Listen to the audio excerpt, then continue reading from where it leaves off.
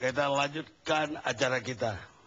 Bersama kita malam ini sepertinya Partai Demokrat, pengurus teras Partai Demokrat lengkap. Ada Majelis Tinggi, ada DPP, ada Ketua Komisi DPR, ada Menteri juga. Tapi saya ingin sama yang paling akrab dengan Presiden dulu. Namanya Ruhut Sitompul. Sebagai yang paling akrab, benarkah Presiden kita galau? Terima kasih Bang Karni. Semoga satu saat kita seperti Pak SBY juga. Kenapa saya katakan demikian? Semakin tinggi pohon, semakin kencang angin bertiup di atasnya.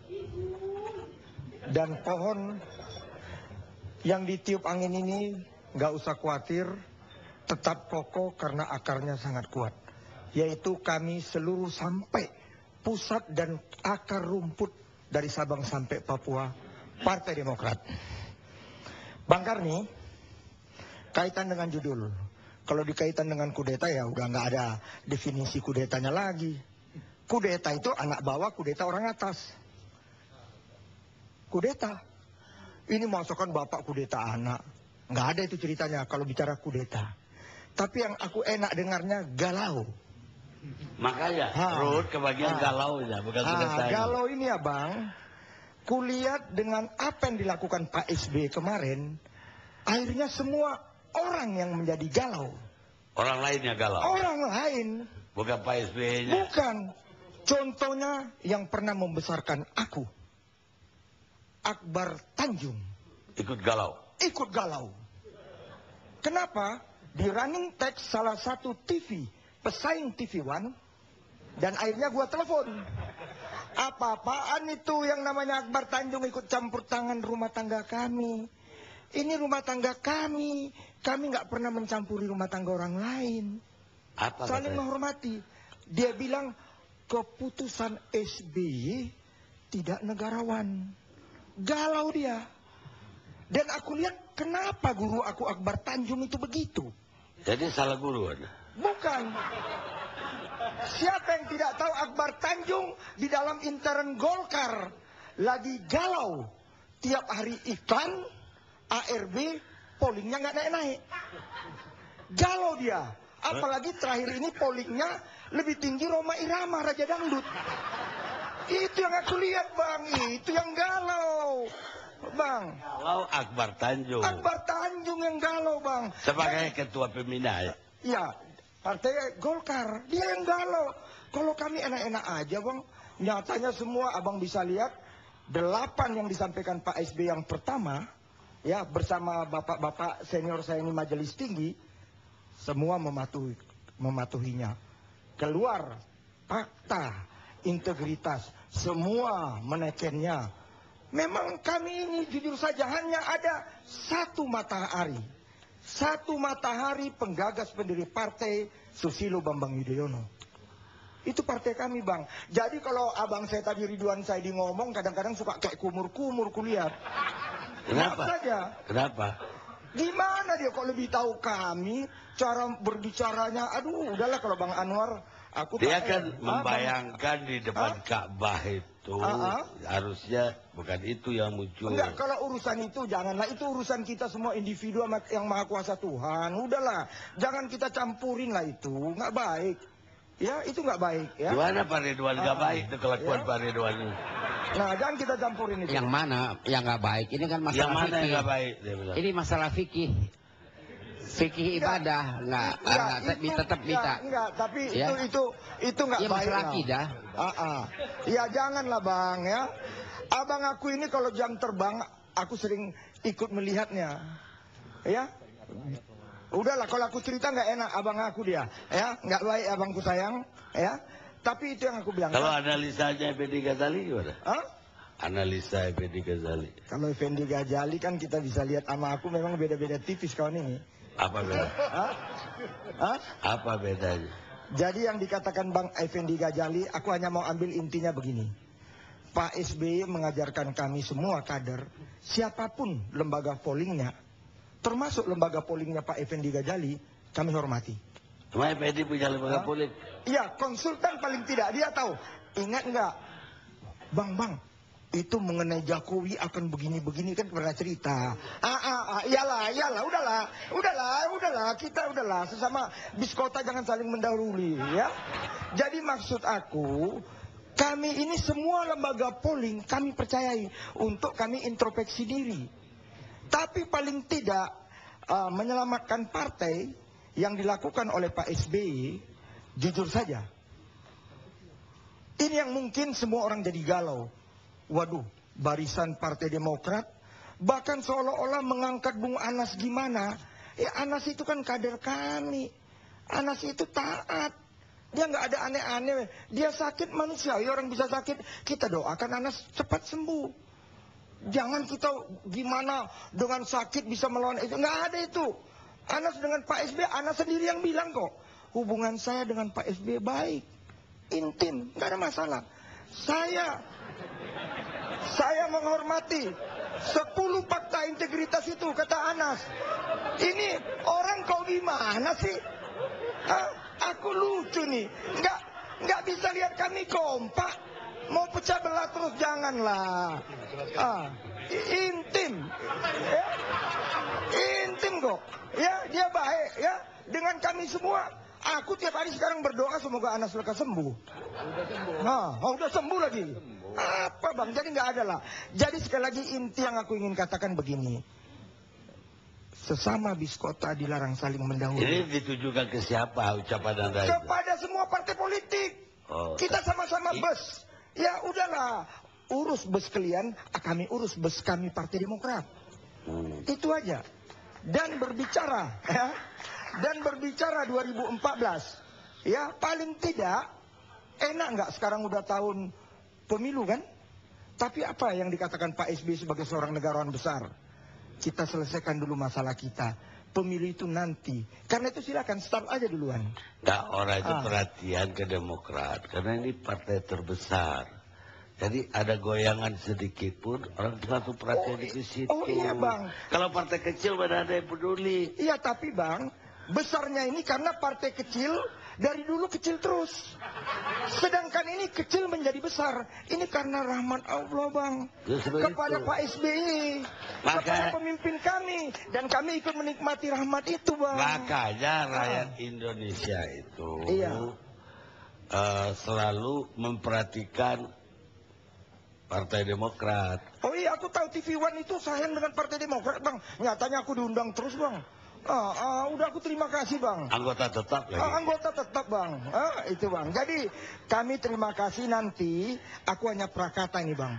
Nanti ada senior saya Pak Amir, Pak Mak Sukopoa, dan adik saya juga ada Pak Gede Pasek. Tenang aja bang, mantap semua barang itu bang. Lengkap malam ini. Terima kasih bang. Bahkan ini baru datang salah satu founding fathers dari Partai Demokrat. Silakan ke depan. Ini. Betul. Bang Anwar Puadi. Abang Anwar. Anwar sini aja. Enggak lah, dekat Pak Gede Pasek lah bang. Nah itu majelis tinggi kan. Kalau ini founding father.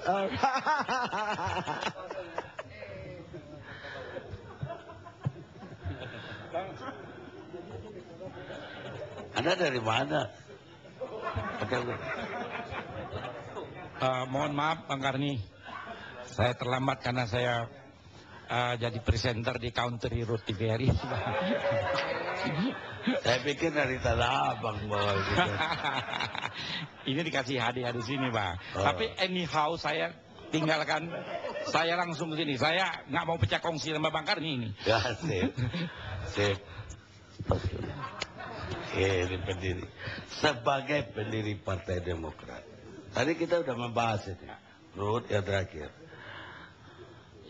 Presiden kelihatan galau. Di Abah dia kirim SMS. Habis itu ditanggapin lagi soal SPT pajak. Sampai Dirjen Pajak yang lama pun disebut-sebut namanya. Sampai di Jakarta. Langsung rapat dengan seluruh majelis tinggi, kemudian DPD, fakta integritas. Ya itu soal lain.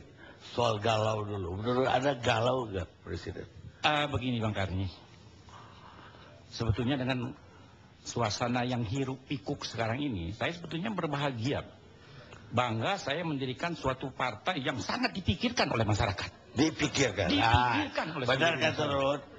Terus? Orang lain tuh memikirkan Demokrat tiap hari. Iya.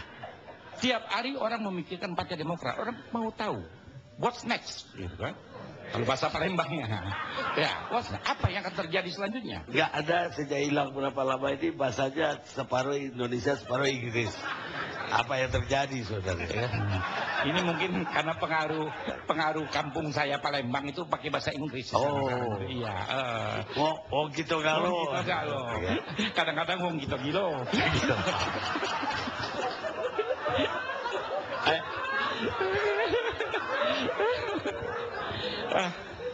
Bang Karni, ini saya alhamdulillah diberi kesempatan. Sebetulnya kalau kita lihat presiden ini, ya kalau galau betul sih enggak. Tapi saya kira sebagai seorang pendiri partai yang mempunyai rasa yang tanggung jawab yang sangat besar, kepeduliannya yang sangat luar biasa terhadap partai dan juga negara, membuat dia menjadi, nah ini harus di-tackle secepat mungkin. Buat dia menjadi apa? Nggak usah ikut ngomong dulu, giliran saya lagi ngomong. Iya. Iya. Jadi, ngacauin saya aja.